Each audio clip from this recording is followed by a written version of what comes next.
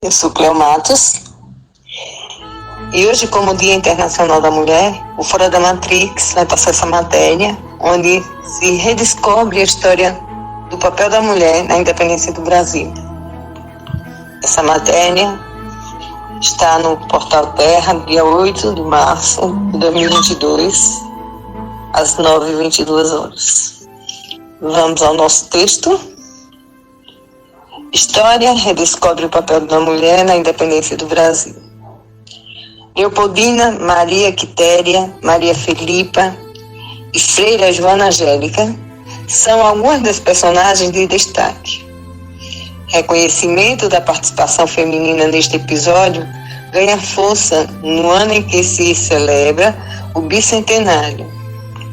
A participação das mulheres na independência do Brasil foi o título do curso oferecido de forma gratuita e online no mês passado pela historiadora Giovanna Trevelin, pesquisadora ligada à Universidade Estadual de Feira de Santana e divulgadora científica.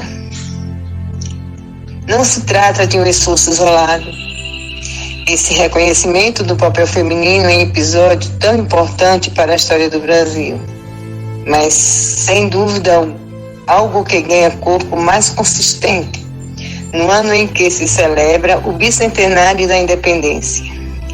A ressignificação da participação das mulheres vem sendo tratada em obras recentes, como o livro Sobreviventes e Guerreiras, uma breve história da mulher no Brasil de 1500 a 2000, da historiadora e escritora Mari Del Priore, e a biografia Dona Leopoldina, a história não contada, a mulher que arquitetou a independência do Brasil, do pesquisador e escritor Paulo Resulti. Além disso, cada vez mais universidades brasileiras contam com projetos de pesquisa que atentam para temas correlatos, como o grupo Nina Simone, do qual faz parte Trevelin. A historiadora conta que é perceptível o desconhecimento quanto às personagens femininas que participaram de um processo tão importante para a nossa história. E isso a motivou a desenvolver o curso online, já que o tema a afeta diretamente como mulher brasileira, historiadora e pesquisadora. Entre outras pesquisas, alguns nomes em comum acabam sendo destacados.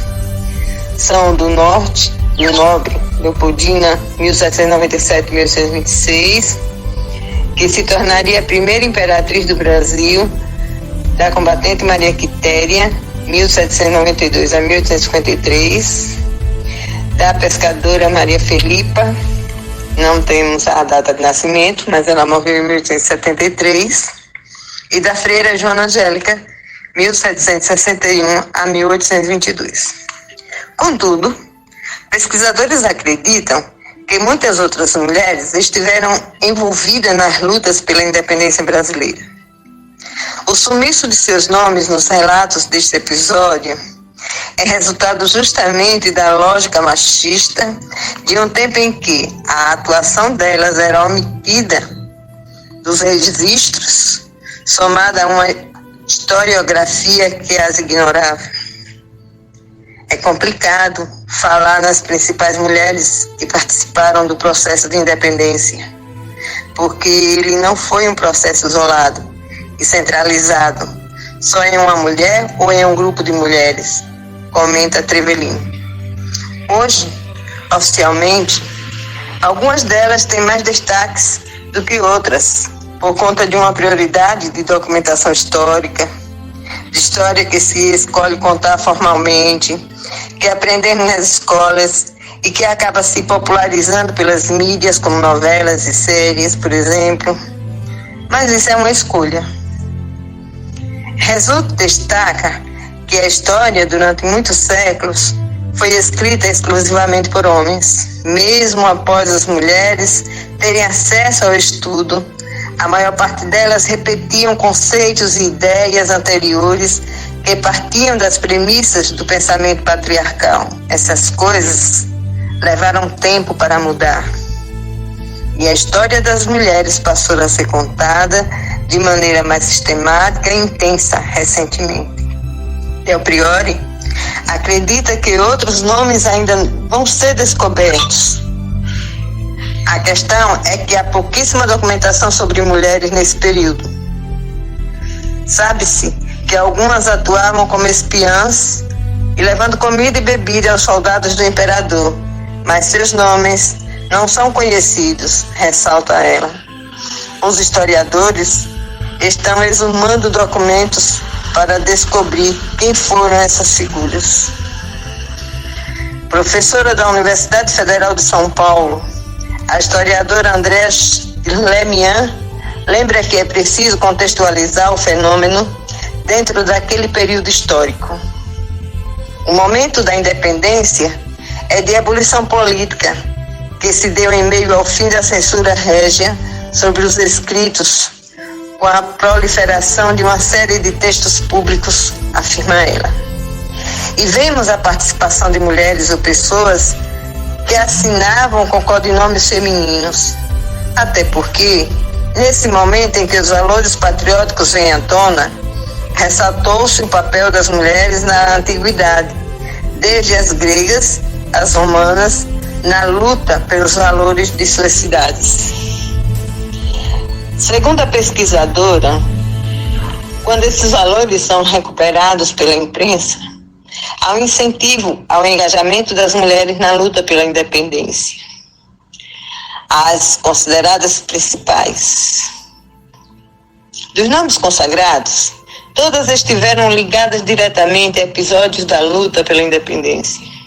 A freira Joana Angélica, assassinada em fevereiro de 1822, era a responsável pelo convento da Lapa, em Salvador. Foi a primeira mulher vítima do processo de independência do Brasil, pontua Resulte. Na ocasião, soldados portugueses queriam invadir o claustro religioso feminino em busca de munição e acreditando que ali estariam escondidos os contrários ao comando militar português. Ela enfrentou, bloqueando a entrada da casa, e foi morta com um golpe de baioneta. Maria Quitéria, por sua vez, travestiu-se de homem para integrar as tropas brasileiras contra as portuguesas nas batalhas ocorridas na Bahia em setembro de 1822.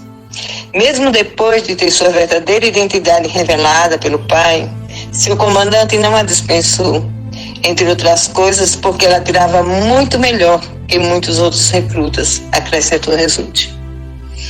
Já Maria Felipa era uma negra líder comunitária, pobre e iletrada, que vivia na ilha de Itaparica, também na Bahia. Ela teria engajado outras mulheres da ilha para lutar contra os portugueses. Naquele contexto, elas atuavam em grupos, mas não se sabe hoje o nome delas. Muitas dessas histórias permanecem e ganham força a partir de uma tradição oral. E são de muita relevância para entendermos que outras narrativas marginalizadas até aqui também foram decisivas na independência do Brasil. Frisa Trevelin. Conta-se que Felipa pedia às mulheres bonitas da ilha para que passeassem pela praia, para assim atrair os soldados portugueses. Ela se aproveitava da aproximação dos barcos para incendiá-los, diz Del Priore.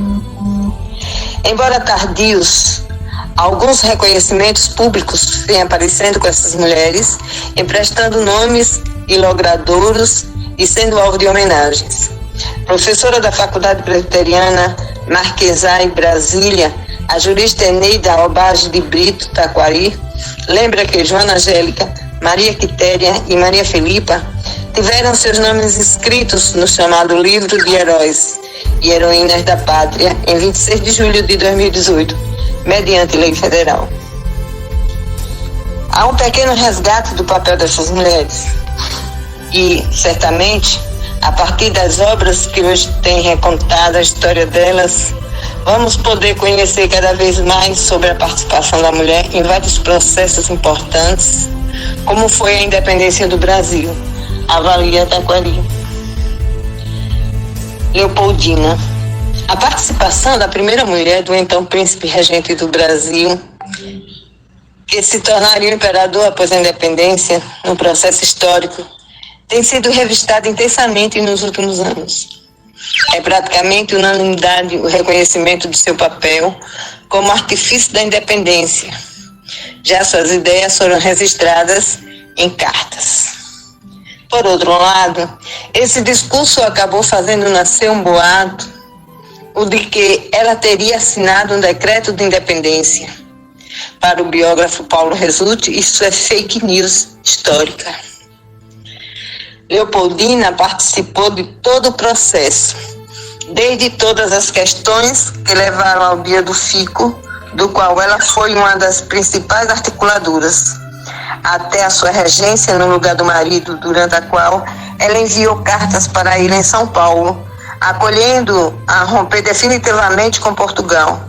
Ressalta ele sobre as antecedentes do 7 de setembro. Ela conta que quando Pedro partiu para São Paulo, em agosto de 1122, em viagem, Leopoldina ficou como princesa regente, mas não com plenos poderes, como podemos ler no decreto de sua nomeação. Ressalta: ela não podia deliberar nada sem a concordância do marido.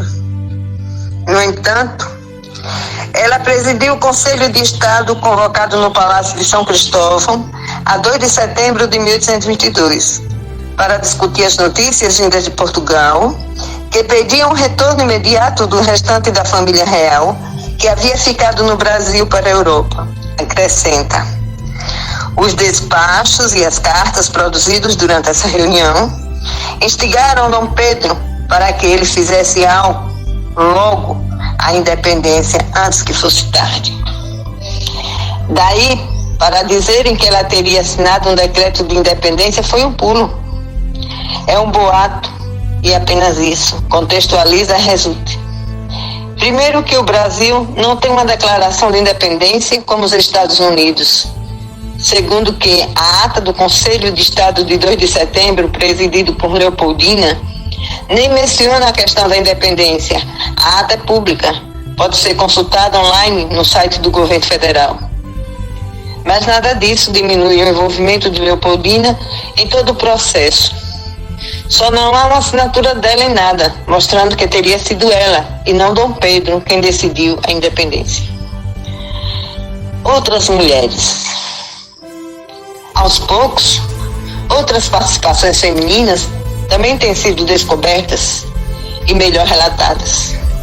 Em suas pesquisas, a historiadora Trevelin deparou-se, por exemplo, com relatos das chamadas Mulheres de Salvará. No município baiano, mulheres de uma irmandade chamada Caretas, do Mingau, teriam lutado diretamente contra os portugueses. A história mais popular, que ganhou força na região, é que essas mulheres se vestiam de branco e saíam às ruas para assustar os portugueses, que fugiam achando que elas eram almas penadas. E assim, elas conseguiam levar comidas e alimentos para seus filhos e maridos, que lutavam contra as tropas, o que justificava as panelas de mingau na cabeça, relata ela. Contudo, Trevelin acredita que a organização teria sido anterior às lutas e elas já realizavam um cortejo tradicional com as panelas de mingau na cabeça, para enaltecer a importância do alimento, base da alimentação local daqueles tempos. Também existem grupos como os das senhoras baianas que peticionaram a Leopoldina em agradecimento a Dom Pedro ter ficado no Brasil e reconhecendo a importância dela no processo, ou ainda os das senhoras paulistas, que também se dirigiram a Leopoldina durante o processo da independência, acrescenta Resulti. Outra que é pouco lembrada é a pintora, escritora e historiadora inglesa Maria Graham, 1785 a 1842. Ligada à família imperial brasileira, porque foi responsável pela educação de uma das filhas de Pedro I e Leopoldina. Ela se destacou como a voz de uma mulher em meio a uma historiografia predominantemente masculina, analisa Trevelin. Escreveu um diário sobre o Brasil, onde contou como foi o processo de independência, escrevendo inclusive a respeito de Maria Quitéria. Assim se consagrou como uma importante fonte a respeito da temática, com a história narrada pela perspectiva feminina em comum no período. Bom, gente, essa é a narrativa a respeito do Dia Internacional da Mulher, oferecida a todas as mulheres do Fora da Matrix, do Brasil e do mundo. Cleo Matos, o Fora da Matrix. Fica esse.